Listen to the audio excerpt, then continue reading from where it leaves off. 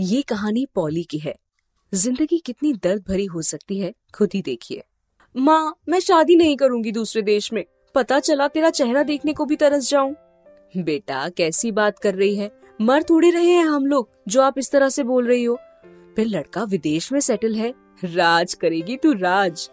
कैसे पता कि मैं राज करूंगी? माँ, कौन जानता है कि वो वहाँ कैसे रहता है, क्या करता है, कैसे लोग हैं। देख बेटा, अरेंज मैरिज तो ऐसे ही होती है। ऐसे ही नहीं कहा जाता कि बेटियां जाती डोली में हैं और आती अर्थी में।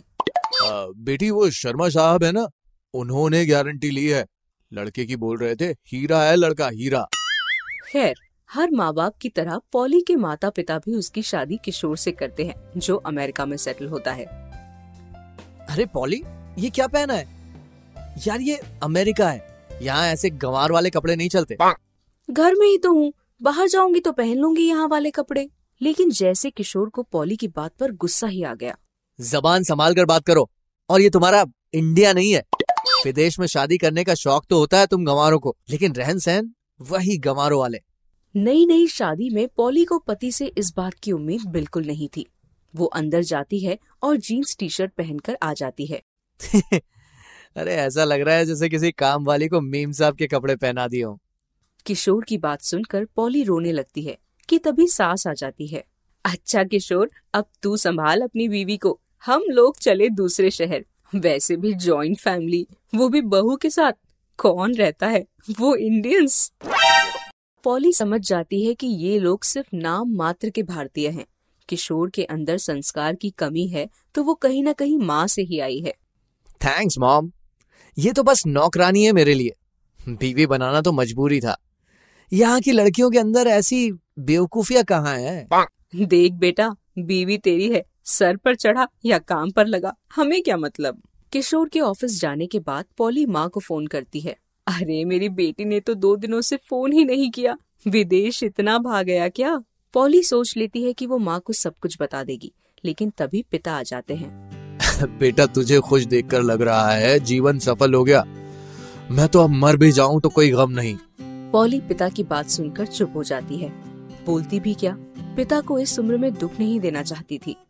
पॉली, शाम को अच्छा सा खाना बना लेना, मेरे कुछ दोस्त आने वाले हैं। और हाँ, खाना बनाकर ऊपर वाले कमरे में चली जाना, नीचे आने की कोशिश भी ना करना जब तक मैं ना बुलाऊं। पॉली पति के कहे अनुसार खाना बनाकर ऊपर वाले कमरे में चली जाती है, लेकिन पति के साथ कुछ दोस्त नहीं बल्कि सिर्फ एक लड़की आती है। प्यास लगी है, पानी लाना तो मैं भूल ही गई, लेकिन इन्होंने तो नीचे उतरने से मना किया था, पता नहीं क्या बोलेंगे। दोस्तों को पता ही होगा कि पत्नी है, चलो पानी तो ले आती हूँ। पॉली नीचे उतरती है, लेकिन सामने का नजारा देखकर हैरान रह जाती है। पति उस लड़की के काफी करीब था। पॉली घबराकर खड़ी की खड़ी ही रह जाती है। वो पति की तरफ देखती है कि शादी को 2 महीने भी नहीं हुए, पति ये क्या कर रहा है, ये क्या हो रहा है, कौन है ये लड़की? दोस्त है मेरी, और तुमको बोला था ना कि नीचे नहीं आना है। पानी नहीं था कमरे में, मुझे प्यास लग रही थी। तो मर नहीं रही थी तुम, नीचे आकर क्या मिला, देख लिया ना। तो सुनो, गर्लफ्रेंड है ये मेरी। शादी नहीं कर पा रहे हैं हम लोग, लेकिन एक दिन इसे अपना बना कर रहूंगा। पागल हो गए हो क्या? शादीशुदा हो तुम, कानूनी रूप से पत्नी हूँ मैं तुम्हारी। कैसी बहकी बहकी बातें कर रहे हो तुम किशोर? Hey, why is she shouting? Who is she? My maid baby, wait। गवार नहीं हूँ मैं, जानती हूँ क्या बोल रहे हो तुम। जानती हो ना, तो निकलो यहाँ से। देखते हैं इस अनजान देश में कौन मदद करता है तुम्हारी। अरे बेच खाएंगे यहाँ के लोग तुम्हें। माँ बाप की इज्जत मिट्टी में मिला दोगी, तलाक लोगी, ले लो। एक पैसा नहीं देने देगा यहाँ का कानून, और वहां मैं जाऊंगा नहीं जो तुम्हें इंसाफ मिले।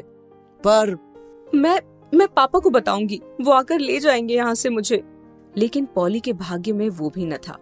घर फोन किया तो, बेटा अस्पताल में हूँ, पापा को दिल की कुछ परेशानी है, डॉक्टर ने किसी भी समस्या या परेशानी से दूर रहने को कहा है। फिर भी मैं शाम को तेरे पापा से बात कराऊंगी, वहाँ सब ठीक है ना? हाँ माँ, बस याद आ रही थी।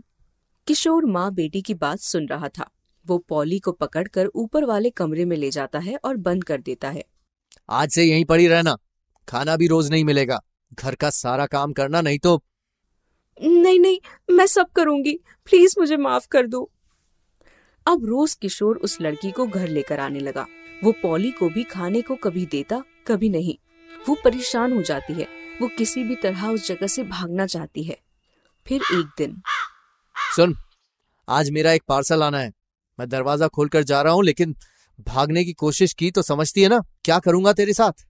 पॉली सर नीचे कर लेती है। क्या करूं? क्या जीवन भर इस चार दीवारी में घुट घुट कर मर जाऊं? लेकिन बाहर जाकर भी क्या करूंगी? क्या भीख मांगूंगी? मेरा तो पासपोर्ट भी उसी के पास है। लेकिन पॉली कुछ सोचती है और माँ को फोन लगा देती है। वो सारी बात अपनी माँ को बता देती है। बेटा, मुझे माफ कर दे। मैंने तेरे मना करने के बाद भी एक ऐसी जगह तेरी शादी कर दी जहाँ की हमें कोई जानकारी नहीं है। बेटा, तू बस किसी भी तरह हमारे पास तक आ जा, फिर मैं कुछ न कुछ करके सब ठीक कर दूंगी। पॉली को माँ का साथ मिलता है और वो भाग जाती है। वो सीधा एम्बेसी में जाकर अपनी बात रखती है और रोती है। अधिकारी पॉली की मदद करते हैं और उसे देश भेज देते हैं। पॉली की किस्मत में तो देश आकर माता पिता के साथ रहना लिखा था, लेकिन कई ऐसी बेटियां भी होती हैं जिनके नसीब में माता पिता का दोबारा मुंह देखना भी गवारा नहीं होता। विदेश में शादी के नाम पर वो वहीं खत्म हो जाती हैं।